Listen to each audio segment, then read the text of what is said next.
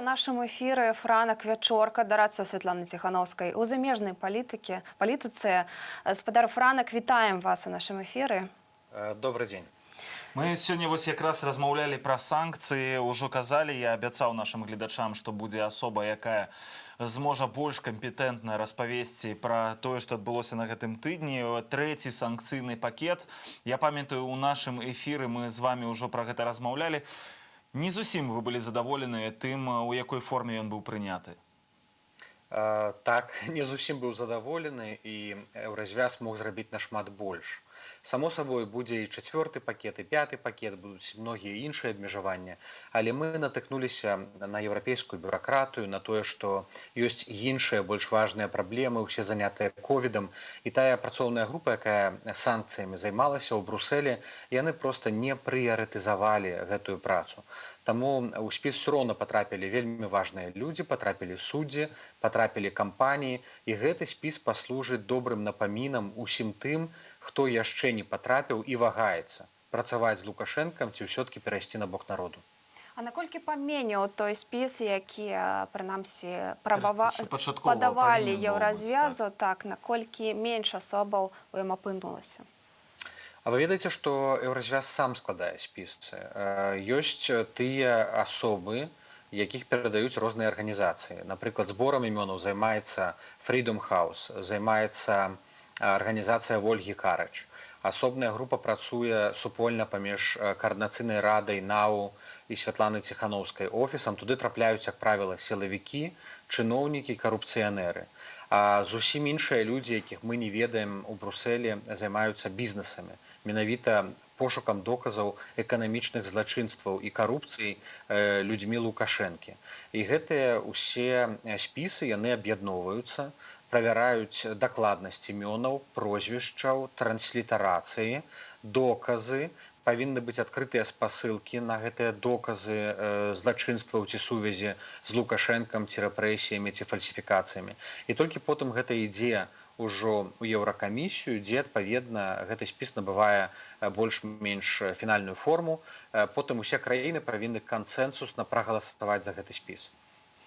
А вось калі казаць пра штаб Святланы Ціхановскай, якая мэта ў штабу? Гэта больш жорсткіх санкцыяў, ці гэта санкцыі толькі супраць людзей, гэта санкцыі эканамічныя жорсткія, ці эканоміку не трэба ўсё ж такі чапаць? Вось якая ўвогуле мэта агульная, калі казаць пра 4-й, 5-й і далейшыя пакеты санкцыйныя? Ну, скажу вам шчыра, прыярытэт Святланы Ціхановскай не санкцыі, а дапамога людзям у Беларусі. Гэта арганізацыя пратэстнага руху, гэта падтрымка незалежных медыяканалаў, рэсурсаў, блогераў, гэта ціск на рэжым, яго дэлегітымізацыя, а таксама міжнародныя расследаванні і суды па ўсіх пасобніках рэжыму. Санкцыі – гэта адзін з 10, можа 20 рычагоў уплыву, над якім мы працуем. Але санкцыі яны не зменяць сітуацыі цалкам. Санкцыі – гэта дадатковы пункт ціску, а гэтых пунктаў вельмі шмат. І бальшыня гэтых пунктаў ціску менавіта ўнутры краіны. Гэта страйкі, гэта рабочыя, гэта дваровыя выхады на вуліцу, гэта перформансы, гэта неплачэнне падаткаў.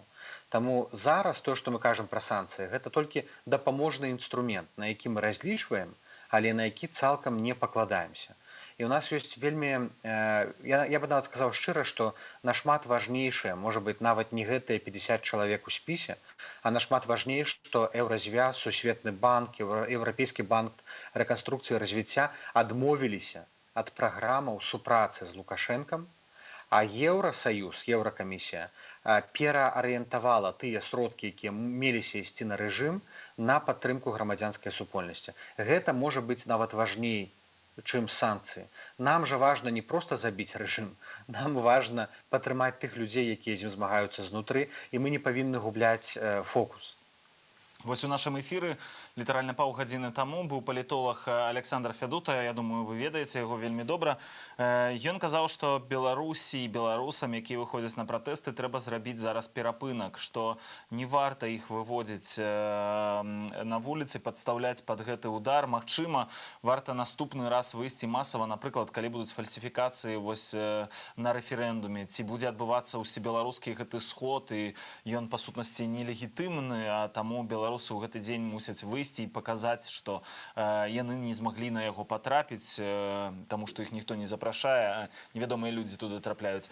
Наколькі вы пагаджаецеся вось з такой пазіцыяй? Бо вы толькі што казалі, штаб Святланы Ціханаўскай зацікаўлены ў тым, каб людзі працягвалі выходзіць, каб адбываліся гэтыя акцыі, перформансы. Я згодны, што трэба зараз актывізаваць фарматы дэцэнтралізаванага пратэсту. Трэба даць некалькі тыдняў, гэтых святочных тыдняў людзям сапраўды перадыхнуць, але самае важнае, трэба быць вельмі адказнымі ў справе каранавірусу. Таму што каранавірус нікуды не знік, сітуацыя драматычная, і трэба зрабіць усё магчымае, каб пазбегнуць колькасць ахвяраў не толькі ад рук рэжыму, але і ад наступстваў каранавірусу. Таму што мы зараз робім? Мы пасля сённяшняга маршу максімальна актывізуем невялікія дваровыя ініцыятывы, флэшмобы, перформансы, акцыі пратэсту. Усе тыя ініцыятывы, якія паступаюць з двароў, іх трэба максімальна падтрымаць. Інфармацыйна, тэхнічна, хто як можа. Вельмі важна расколваць сілавы апарат, расколваць рэжым, расколваць чыноўнікаў. Для гэтага мы запусцілі адзіную кнігу рэгістрацыі злачынстваў рэжыму, дзе людзі могуць і напісаць яўку з павіннай, дзе могуць паскардзіцца на злачынствы сваіх калегаў там, ці супрацоўнікаў аднаслужбоўцаў. Вельмі важна вярнуць сімволіку на вуліцы. Вы ж бачыце, што робіць Лукашенко. Ён знішчае БЧБ сцягі. Ён практычна крыміналізуе вывешванне нацыянальнай сімволікі. Ён змагаецца з бел-чырвона-белымі колерамі, якія атаясамліваюцца. Наша задача таксама сканцэнтравацца на гэтым і зрабіць усё магчымае, каб сімволіка не знікла з вуліцаў Менску. Нам трэба будаваць сваю выведку. Нам трэба ведаць, як працуе рэжым, як працуюць ягоныя спецслужбы. Нам нельга дазваляць расколваць сябе. Адзінства – гэта самае каштоўнае, што ў нас ёсць. Гэта наш галоўны рэсурс, гэта капітал гэтай рэвалюцыі. Улады спрабуюць нас падзяліць, нельга ім гэта дазволіць. І абавязкова нам трэба дапамагаць рэпрэсаваным, дапамагаць кожнаму, хто застаўся без працы, каго звольнілі, бізнес каго закрылі. Гэта вельмі вялікая праца, якая патрабуе салідарнасці і ўзаемадапамогі. Мы бачым, што не заўжды спраўляюцца арганізацыі, праваабарончыя, фонды падтрымкі. Ім трэба таксама дапамагаць. І трэба, каб людзі, яны дапамагалі сваім суседзям, сваім калегам. Калі нехта на заводзе, фабрыцы ці арганізацыі, дзе вы працуеце, церпіць, аб'яднайцеся, стварыце суполку, падумайце, як вы можаце аднаму дапамагчы.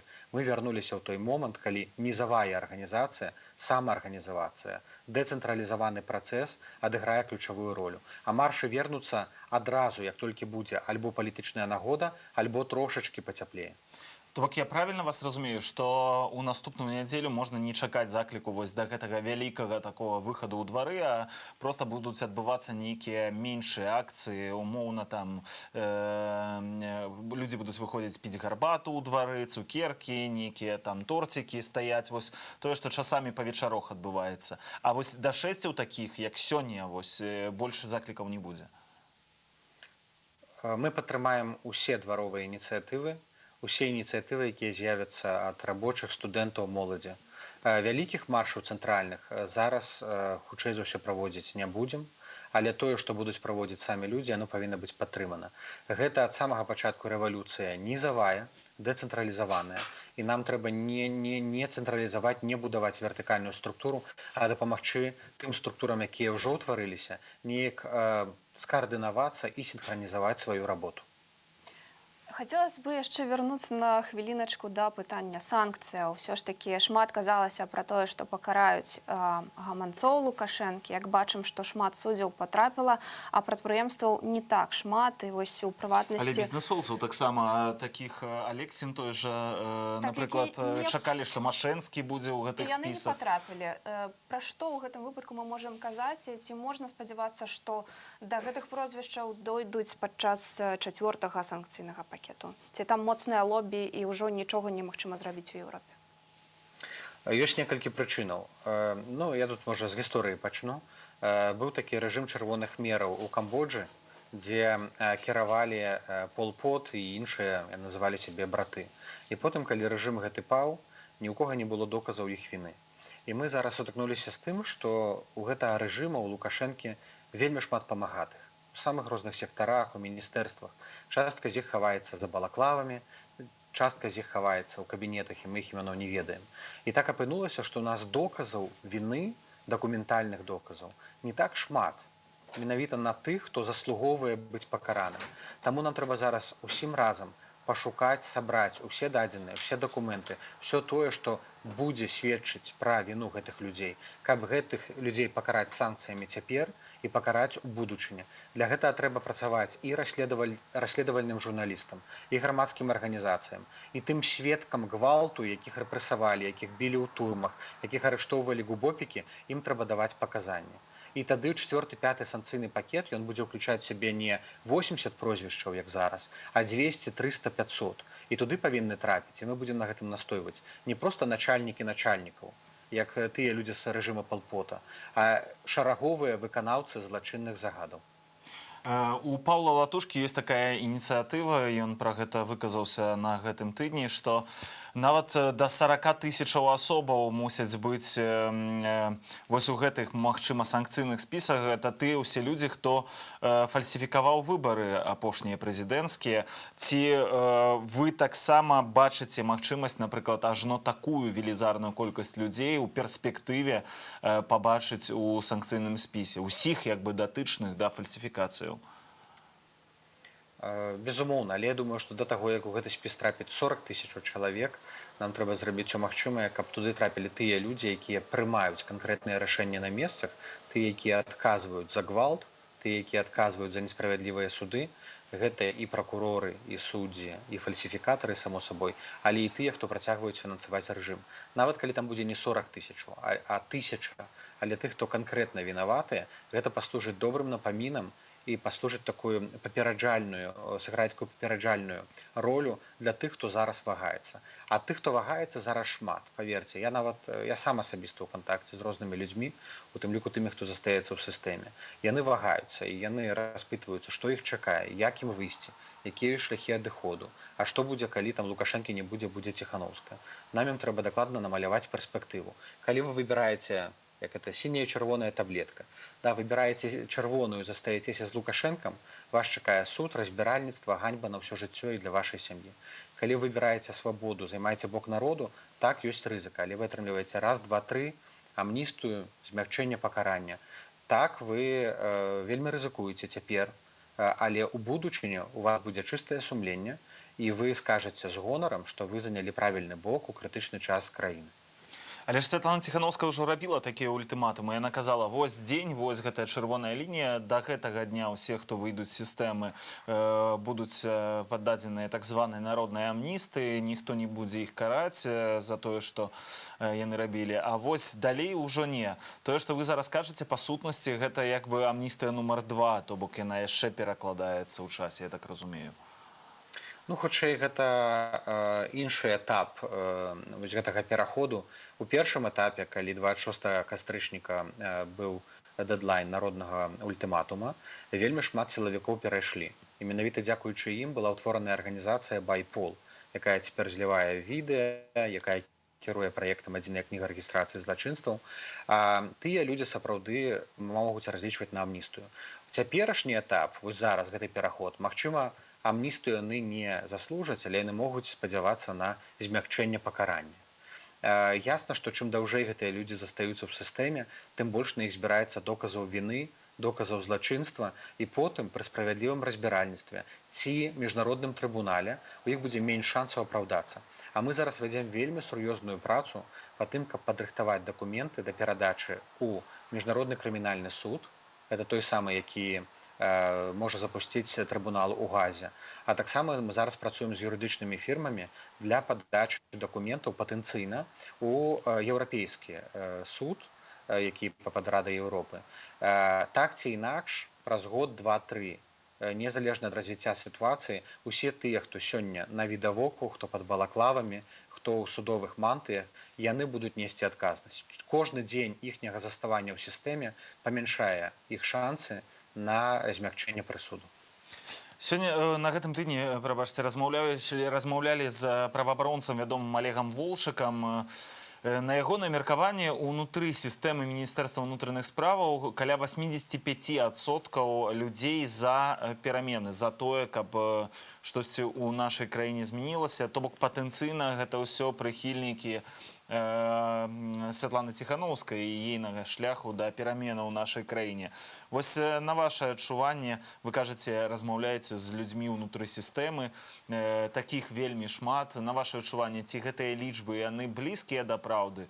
Я шмат у каго пытаюся, таму што гэта вельмі істотна і важна. Бо калі б гэтыя 85% сапраўды існавалі, калі б яны ўсталі і выйшлі з гэтай сістэмы, сістэмы больш бы не было. На 15% не утрымаеш у Беларусі нічога. Я думаю, нідзе не утрымаеш на 15%. Разумееце, адна рэч гэта мець меркаванне, іншая рэч гэта быць гатовым рабіць дзеянне. Так, яны ўсе маюць меркаванне. Я не сумняюся, калі потым і гэтыя чамаданавы і ўсе гэтыя аматары-масандры, яны будуць біць сябе ў грудзі і казаць, што яны ўвесь час былі за перамены. Але самае важнае гэта дзеянне. І трэба не падманваць саміх сябе. Пакуль чалавек не зрабіў дзеянне, не зрабіў заяву, не выйшаў публічна, не заявіў пра тое, што ён падтрымлівае беларускі народ, ягоныя меркаванні, ягоныя погляды не маюць значэння. Таму што маўклівасцю карыстаецца рэжым 26 гадоў, карыстаецца тым, што людзі, якія ўсё разумеюць, яны не робяць дзеяння. Яны ўсё роўна аддаюць злачынныя загады, адпраўляюць людзей на суткі па артыкулах 23-34. Мы павінны павялічыць для іх кошт маўчання. Кожны, хто змаўчаў раз, два, тры, 5, павінен будзе панесці пакаранне. Не віртуальнае, а сапраўднае пакаранне. Маўчанне у сітуацыі, калі робіцца гвалт, гэта таксама злачынства. Маўчанне сведкаў, маўчанне тых, хто не займае бок слабога ці бок справядлівасці, гэта таксама злачынства. І давайте проста зробім усё магчымае, каб маўклівых станавілася ўсё менш. Каб тыя, хто выходзіць на вуліцу, яны разумелі, што тыя, хто маўклівыя, яны не проста маральна ім сімпатызуюць, а яны гатовыя таксама ў крытычны бок стаць за іх.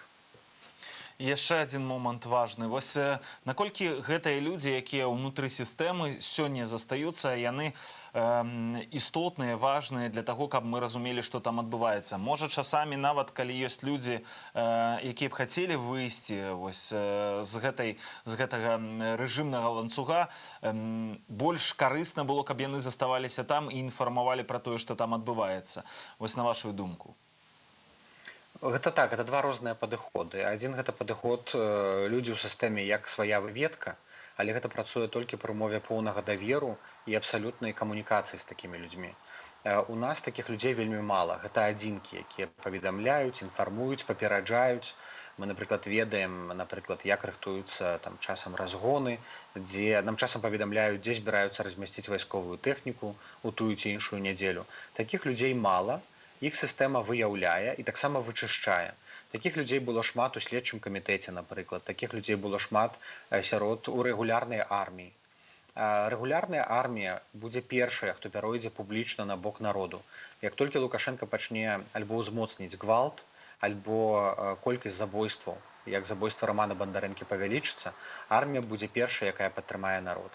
Таму Лукашенко вельмі асцярожна з ёй працуе і нават, я б сказаў, заігрывае, каб, не дай Божа, армія не ўмяшалася. Тыя людзі, якія ОМОН, КДБ, групы Альфа, СОБР, ССО, там сваіх людзей практычна няма. Іх, у прынцыпе, так трэніравалі, каб яны да самага апошняга служылі рэжыму.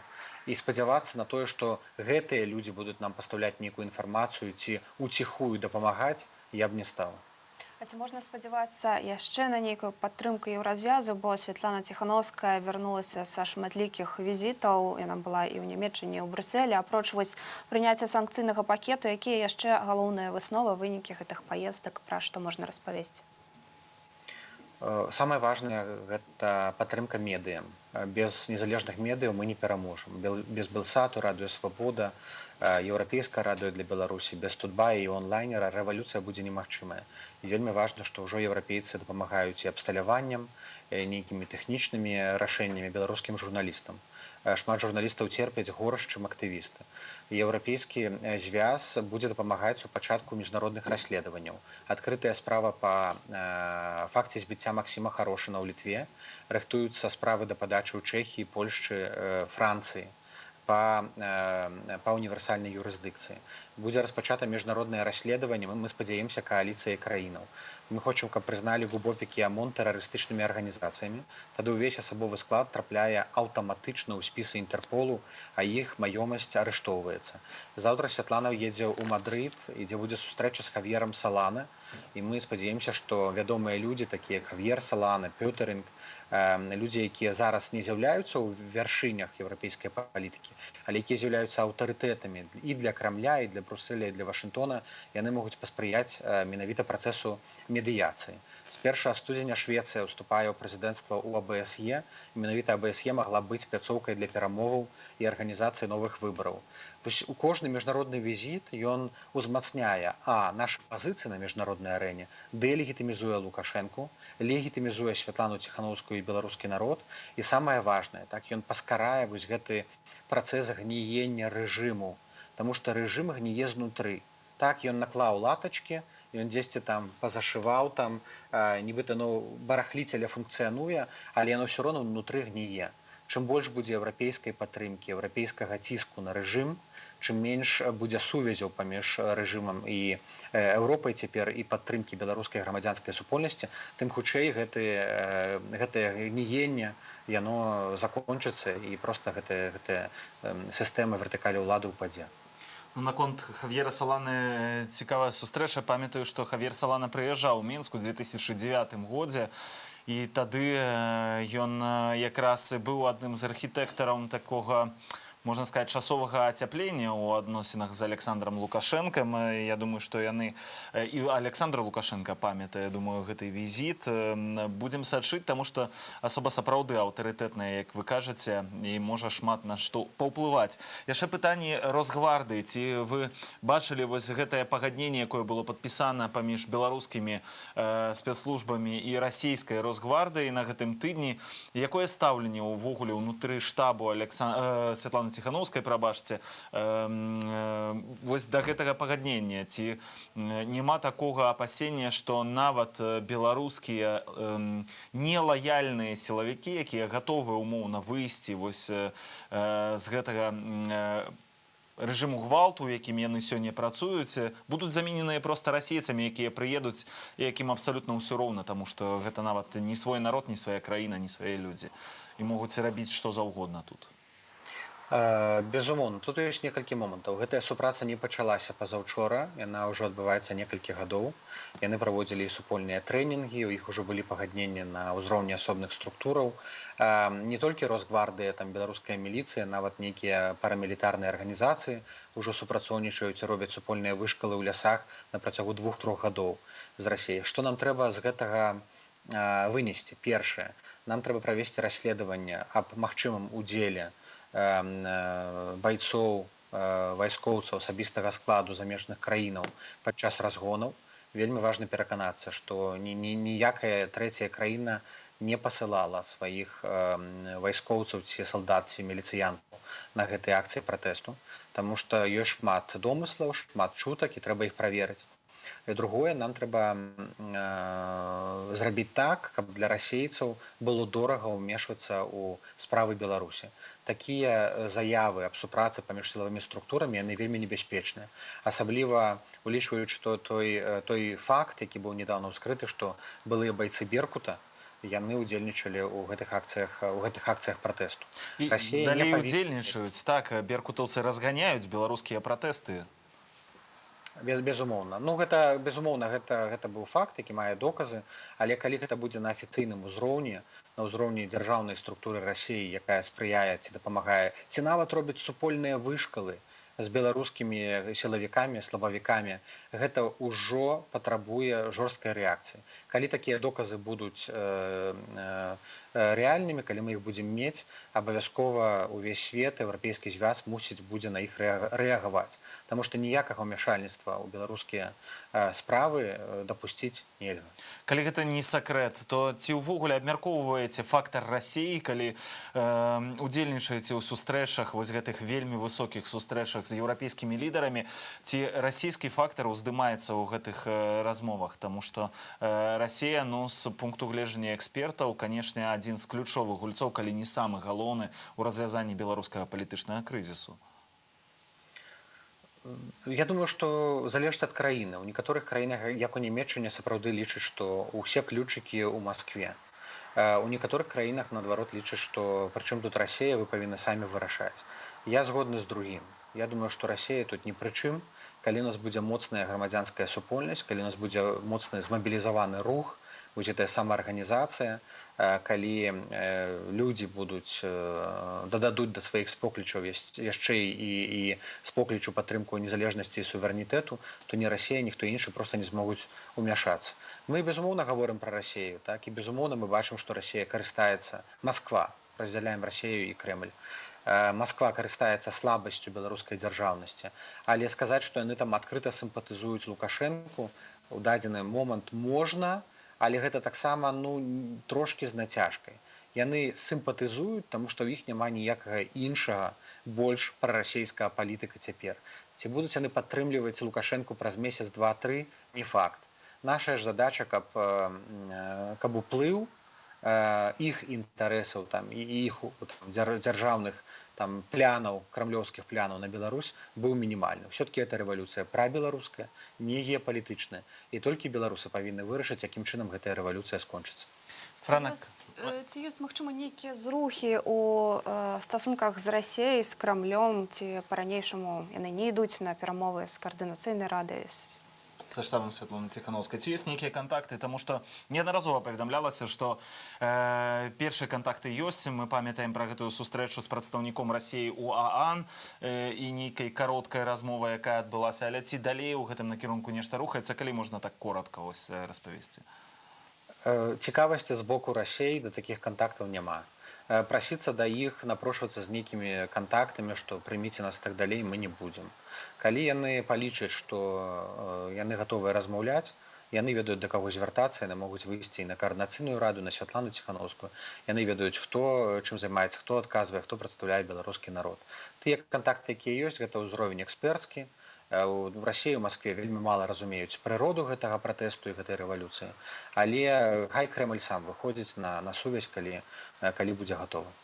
Мне здаецца, што ўсё ж такі ў Расіі вельмі добра разумеюць прыроду гэтага пратэста, таму што на самым пачатку было такое падтрыманне нават на ўзроўні федэральных тэлеканалаў менавіта пратэсту, дзе паведамлялася, з-за чаго пачалося гэта ўсё ўнутры Беларусі. Што праўда, ужо цягам некалькіх дзён яны змянілі рыторыку, павярнулі ўсё на 180 градусаў і пачалі распавядаць пра Александра Лукашэнку, які робіць з Беларусі аазіс у пустыні, а беларусы чамусьці бунтуюць, і пэўна гэта адбываецца не без дапамогі заходніх краінаў. Так што, магчыма, яны прыроду разумеюць, але робяць выгляд, што не ведаюць, што адбываецца. Дзякуй вялікі, Франак, за гэтую размову. Франак Вячорка, дарадца Святланы Ціханаўскай у міжнародных справах. Вось такое нават працяглае, поўнае інтэрв'ю падчас нашага нядзельнага стрыму.